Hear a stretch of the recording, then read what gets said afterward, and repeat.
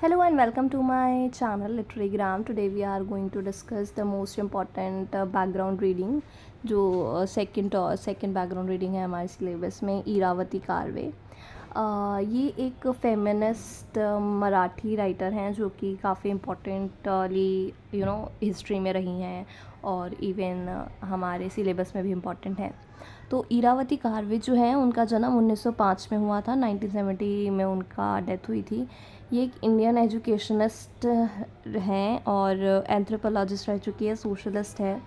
इनको साहित्य अकादमी पुरस्कार भी मिला है। मराठी, द मोस्ट इम्पॉर्टेंट नहीं, ये मराठी राइटर हैं और महाराष्ट्र में इनका जन्म हुआ है। इसके बाद हम देखते हैं कि इन्होंने एक बहुत ज़बरदस्त ऐसे लिखा जिसका नाम था युगांता, द एंड ऑफ एन एपॉच। ये ऐसे बेसिकली अबाउट द्रौपदी है और उसकी सफ़रिंग्स के बारे में है कि कैसे वो सभा में क्वेश्चनिंग करती है अपने ह्यूमिलेशन को लेकर। इस बारे में ये रीडिंग है। ये एक ऐसे है जो कि इरावती कार्वे ने मराठी में लिखा था, जिससे बाद में हिंदी में ट्रांसलेट हुआ, फिर इंग्लिश में ट्रांसलेट हुआ। तो जो सबसे इम्पॉर्टेंट है जो हमारे सिलेबस में है वो युगांता, द एंड ऑफ एन एपॉच, जो कि डब्ल्यू नॉर्मन ब्राउन ने ट्रांसलेट किया है इंग्लिश में। हम इसको पढ़ने वाले हैं। तो सबसे पहले देखा जाए तो क्या कहती है इरावती कार्वे कि ये एक रियल स्टोरी है, नॉन इमेजिनेटिव है। गांधारी, कुंती, द्रौपदी जो तीन मेन लीड कैरेक्टर्स थी महाभारत की, इन तीनों की सफरिंग्स के बारे में ज़्यादा बात की गई है, पर द्रौपदी हमारे सिलेबस में है और द्रौपदी मोस्ट इम्पॉर्टेंट कैरेक्टर है महाभारत एपिक पोएम का, इसलिए हम द्रौपदी के बारे में बात करेंगे और द्रौपदी का ही बारे में एग्ज़ाम में आपको देखने को मिलेगा। तो जो रीडिंग है इससे कि वो इस कोट के साथ स्टार्ट होती है, जिसमें वो कहती है, go in to the assembly and ask if Dharmaraj had become a slave before he staked me. इसके अंदर मतलब है कि जो द्रौपदी है वो जो उनको लेने आए हैं, महल में बुलाने आए हैं उनके चीरहरण के लिए, वो उनसे पूछती है कि जाओ जाके असेंबली में पहले पूछो कि धर्मराज पहले खुद हारे थे या उन्होंने मुझे पहले हारा है, उन्होंने मुझे स्टेक में अपने हारने के बाद लगाया है। जो पूरी ऐसे है वो आयरनिक अप्रोच में लिखा गया है। सबसे इम्पॉर्टेंट चीज़ है जो आपको नोट करनी चाहिए। आप इसका नोट्स अगर बनाते रहते हैं, क्योंकि मैं नोट्स बना के पढ़ाई करती हूँ, तो ये काफ़ी इंपॉर्टेंट रहता है। तो सबसे पहले आयरनिक अप्रोच से ही स्टार्ट होती है। फिर जो इरावती कार्वे है वो क्वेश्चन करती है मॉरल इशू को, कि जो सारी सीन हुआ, मतलब जो चीरहरण हुआ द्रौपदी का, क्या वो जस्टिफाइड था, और डिफ़िकल्ट कॉम्प्लिकेटेड जो मॉरल इश्यूज़ उस टाइम की सोसाइटी में थे जहाँ पर वुमेंस को क्वेश्चन करने को अलाउड नहीं था, वहाँ पर द्रौपदी क्वेश्चन कर रही है, वो कितनी रैशनली अपने ह्यूमिलेशन को क्वेश्चन कर रही है। ये सब इस बारे में इरावती कार्वे बोल रही हैं अपने ऐसे में। इसके बाद हमें कंपैरिजन देखने को मिलता है। ये क्वेश्चन एग्ज़ाम में भी आता है कि व्यास और इरावती कार्वे ने दोनों ने महाभारत अपने अपने वे में लिखी है। तो व्यास और इरावती कार्वे के महाभारत राइटिंग में क्या डिफरेंस है? तो जो व्यास है वो बहुत साइलेंट महाभारत लिखी है, उसमें द्रौपदी क्वेश्चनिंग नहीं कर रही है। बट जो कार्वे वाली महाभारत है उसके अंदर द्रौपदी को रैशनल दिखाया गया है।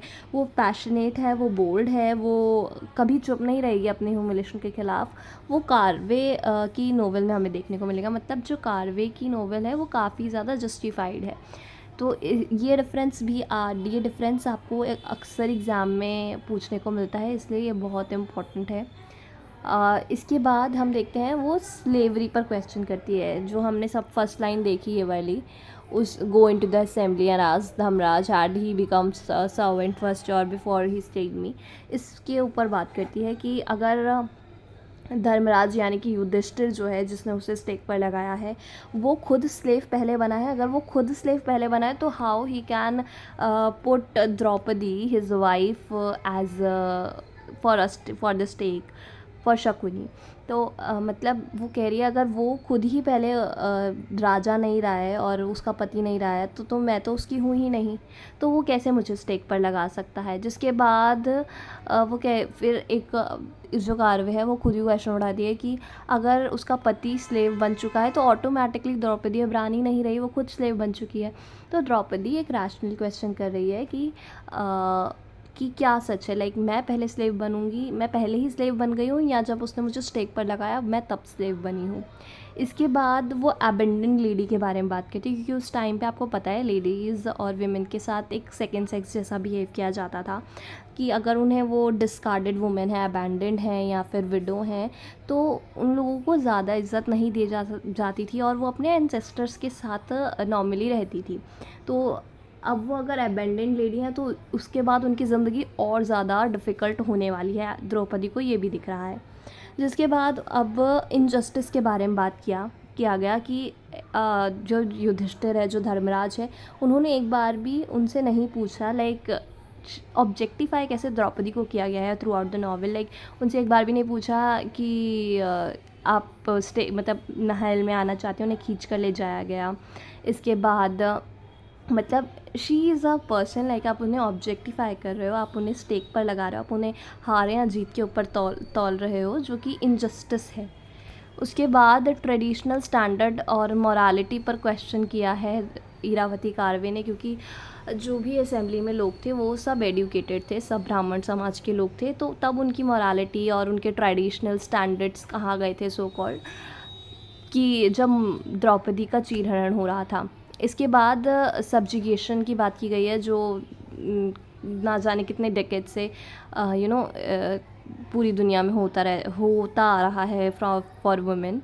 अब नेक्स्ट जो चीज़ है वो सीता और द्रौपदी के बारे में डिफरेंस हमें देखने को मिलेगा। इरावती कार्वे ने कैसे फॉर्म किया है। उन्होंने बोला है कि सीता चुपचाप अपने ह्यूमिलेशन को सहती गई, उसे जैसा कहा गया वैसा उसने किया।